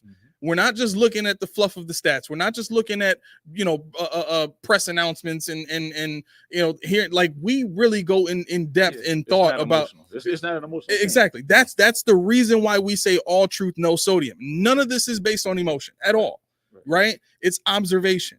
And so when we're looking at how teams win in the playoffs, matter of fact, I said to somebody, I forget who it was. It was in the comments of a YouTube video that we did a couple of weeks ago, maybe. And I think I told you about this too. It might have been Dorothy. Okay. It might have been Dorothy. I'm not sure. But anyway, the point is, this person was talking about how, they were glad to be rid of Diggs, right? And no. Because I told Lauren about it, but that wasn't who I said it to initially. So what I said to the person was, name me one team that has ever won a Super Bowl, and you guys are more than welcome to try and answer this question. Name me one team that's ever won a Super Bowl without an elite playmaker like Stephon Diggs on their team. I guarantee you can't. You can't. Yeah, you can't, because the Chiefs have always had Travis Kelce, always, since day one. Right? You want to say their offense is terrible? They still had the absolute best tight end, possibly of all time, and top 2, top 3 quarterback. I'm talking about besides the quarterback. I'm saying, those two things work hand in hand. So that, but you also have perhaps the best offensive play caller in the league right now, and maybe of all time. He had help with the enemy at the time. Exactly. So the Steelers, what year? Santonio Holmes. Exactly. Santonio Holmes, Plaxico Burress was a playmaker. Yeah. Who else did they have? Emmanuel Sanders. Yeah. You know what I'm saying? Like that was actually that was it the Cardinals game? Yeah. Yeah, that was Santonio Holmes. Yeah. It was that. Yeah. Matter of fact, didn't they have it was Holmes that I was thinking about. I was because I was gonna say, didn't the Steelers have a Moss on their team? Sonoris Moss. I think that might have been Sonoris Moss. So he ended up going to the Jets too. Yeah, it's the same difference now.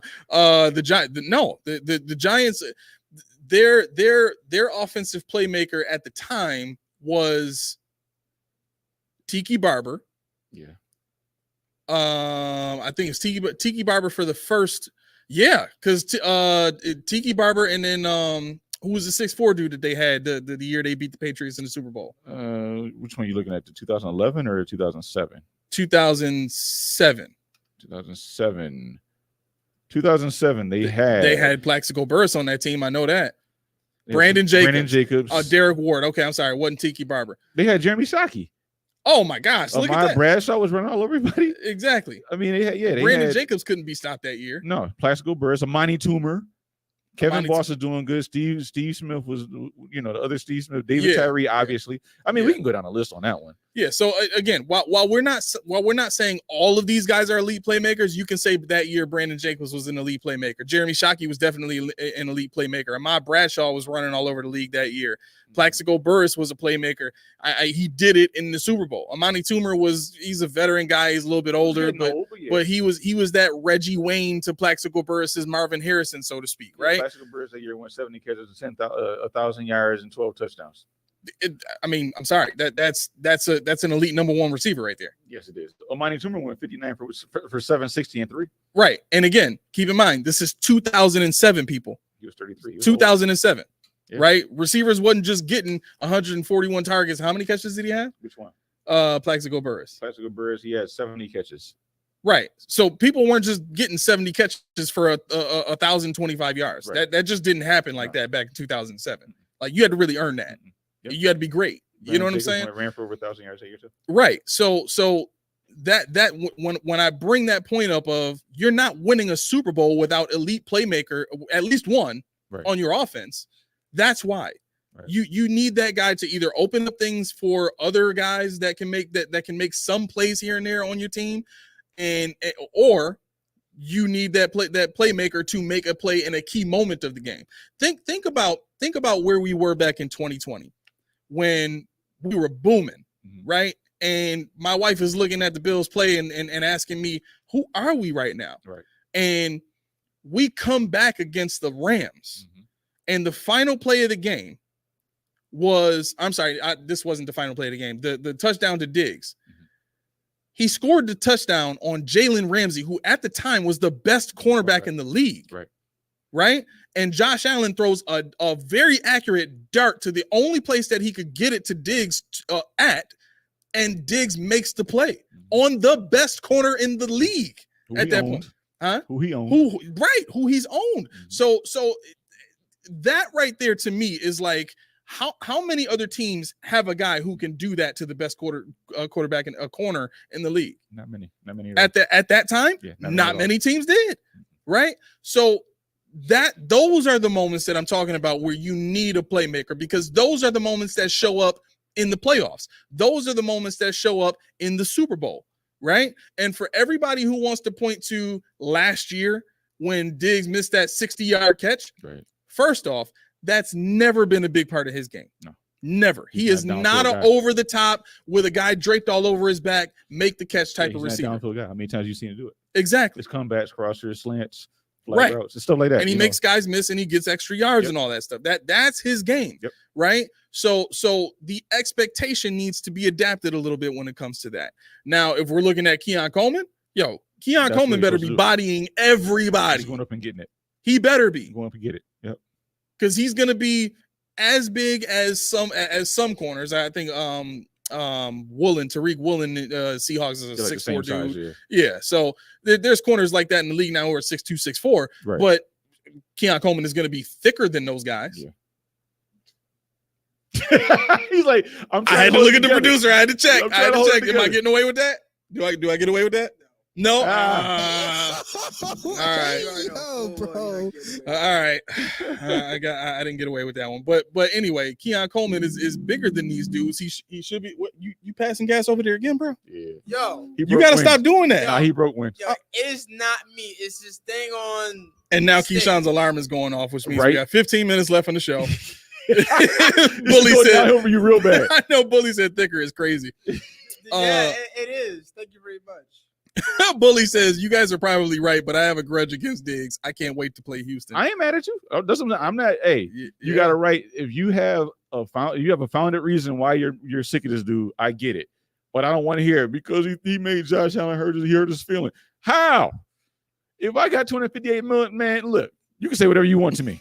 I'm gonna go sleep with my $258 million in a bed, man, and I'm gonna rub it in your face. But the thing is, like you said, like Bully said, okay, we might have a point. That's fine. Yeah. I'm not trying to prove your point is wrong. You have a right to feel the way you want to feel. But you illustrated, you said why. You didn't just say, like you said, the arms outstretched. Mm-hmm. If you just said that, like, yo, come on now. Do better. Right, Do better. right. Even go with ahead and that, even with that, like that's fine. And he gave you the stats, even though we said we'll do stats. This game he did this game he did that, this game he did that. I'm good with that. I'm good with it. Yeah. Dorothy, you finally joined us live. I'm so used to talking to you in the comments. Right. She said y'all saying the deep ball isn't Dig's style and a bunch of laughing faces. It's not. It Yeah, wasn't. I mean, it sounds.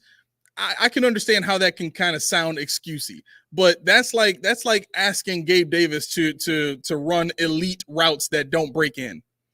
It's not gonna happen. Yo, if y'all can see my face right now, you can see. That's why I'm laughing because I mean, it's yeah. See, Bully even agrees. He said, "Nah, teammates argue. Jordan punched people in practice. That's what it is. Exactly. That's what it is. You either get right or you go home. That's what it is. I can tell you, Stephon Diggs, overwhelming majority of his receptions last year, targets even, were between 0 and 9 yards. Yep. Deep routes, 24 targets, 6 receptions.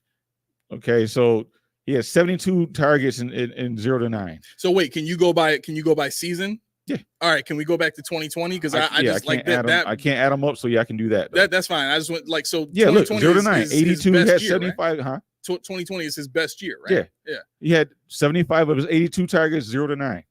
He only went deep 16 times. Okay, cool.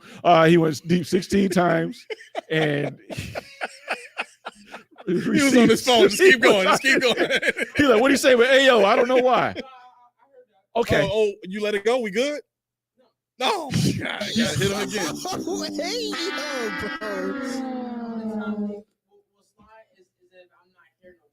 Oh my gosh. He's still gonna text in. Hey yo, that's crazy. It's one of the funnest parts of the show. Is getting caught with that. Somebody got to do it. Yeah. So yeah. Don't worry. I'll go out. I will hop on the show. Oh, you gonna hop in the comments? I'm gonna hop in the comments, but like, hey, you better not get fired. Don't get fired trying to comment on the show talking about some AO. No, because I'm gonna have earpiece in my ear, and I'm gonna. Man, okay. Hey, all right. Do it. Yeah, but no, you're gonna type that AYO and look up at his boss staring at him the whole time. Like, no, you gotta go, bro. You gotta go, fam. Yeah, I mean, you gotta go. Josh Allen was his rating at throwing of Steph Diggs between 0 and 9 was 106.6. Between 10 and 19 was 132.7. After that, his lowest rated pass was a deep pass. Like we said, he is not a deep pass receiver. Right. We've known that. Right. And that's why they had to market Gabe Davis as what? A deep pass guy, because Diggs was not it. Everything he was. Yep. He's not a deep guy. Never his game. He's not a deep guy. Let's do this really quick just to indulge myself. Okay. Can we look at the same year and look at Josh Allen's accuracy or efficiency throwing the ball past 20 yards? Okay.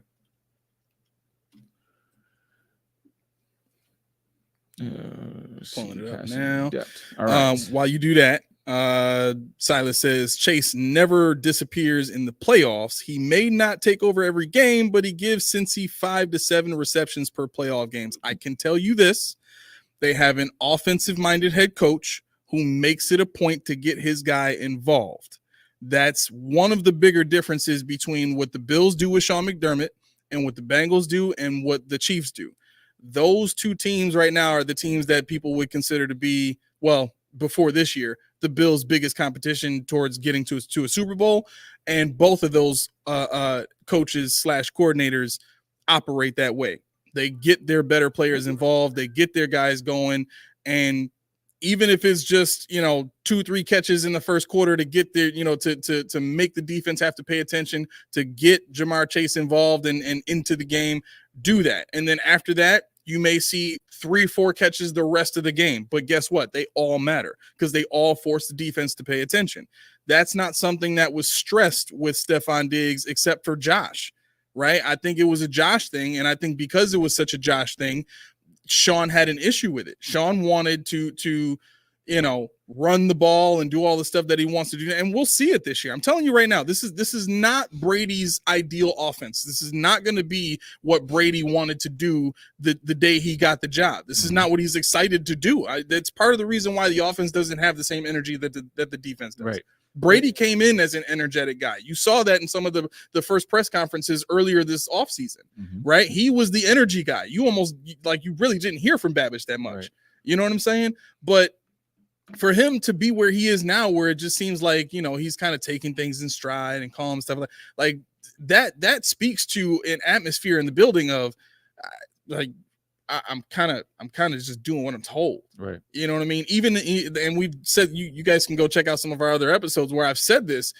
A lot of the language that Brady is using is Sean's language. Yeah, it is. If you pay attention, a lot of the stuff he's saying is stuff that Sean has said in his press conferences. It's all the same language. That's how you know it's not because Babbage is not saying the same stuff that Sean is saying. He's not. No. So that's the difference. I was gonna say the only other things I have for the game tomorrow. Caleb, all healthy starters will play a range of plays per Matt Eberflus. Nate Davis is most likely out, so we're going to see Ryan Bates playing right guard and center. Do we get to watch Tremaine Edmonds play tomorrow? Wait, watching who? Tremaine Edmonds play tomorrow.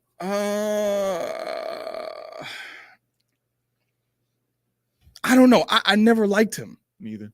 You know what I mean? It's weird.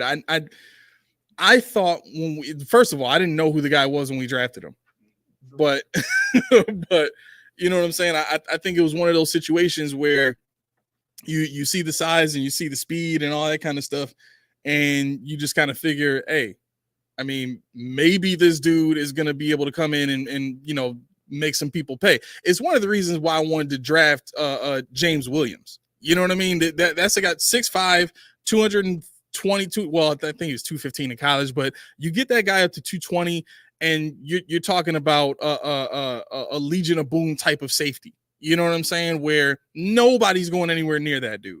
Even if you put him back in coverage and he wasn't great in coverage, he's so damn big, it doesn't matter anyway, right? But Edmonds was supposed to be that kind of guy with that kind of speed and that size, and he just wasn't, and it was frustrating. And so I think over time, I had looked at his impact, at all this, leadership stuff that they were, kind of forming him into, and I kind of looked at guys like Roquan Smith and Devin White, and these were guys that kind of came in at the same time. No time out. No, what are you talking? Listen, okay, all right. Let me stop for a second and say this. So those who don't know, I'm telling on you, bro. I don't care. This big key was walking. So as I'm talking, as a grown man, right, falling over the floor. You can't prove it. You can't prove I wasn't here. Yo, can you prove it? Yeah, I can prove it. How? Roll the footage. Right. There's no way to prove exactly. it. That's why I did it. I'm in the middle of talking, and Keyshawn gives me the index finger as if to say, hold on a second. So I'm thinking I got to stop talking. And then he starts moving away from the mic. So I'm like, oh, shoot, I got to keep talking. So then he starts crawling on the floor under the camera views so that he doesn't get seen by the cameras, which I don't know why you're doing that anyway. Nobody could see us. I mean, I don't know. This could be the moment where It'd be the moment where yo, it comes right back on and your butt is on with the shot. My butt, like I'm twerking in the camera. Yeah, and I'm like, yo, is this what they do when they nigga? Yo, they too loose over there. Whoa. The first and last episode on Doom Champions. That is so funny. Yo, you need to be thankful because you would never get away with that any other time. I know I would. I wouldn't have did it any other time. You have to hold it. So real quick, White Towns King writes in. He says, the run game focus may not be sexy, but it's necessary for us to beat the teams that we can't beat in the playoffs. Mm-hmm. Thoughts on that? No, the run game is necessary. I believe it. The run game is necessary, but the run game is going to open up things for the pass game. Hopefully, I hope. You like we said, who's the number one guy? James Cook's got to step up. It's Mac Hollins right now. It's super tough. Well, I'll put it this way. Mac Hollins is the X. Mac Hollins is the X. But my thing about this is James Cook's got to step up. He's got to catch the ball. This year he has to catch the ball. I mean, everybody's talking about ball security. He's not fumbling as much as he's just dropping balls.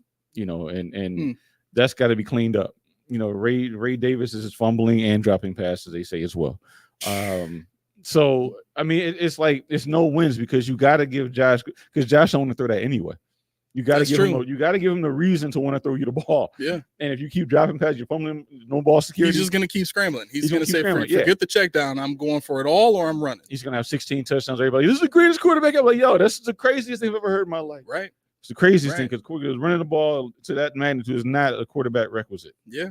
Yeah. I mean, I keep saying, I don't know how many times I can say this.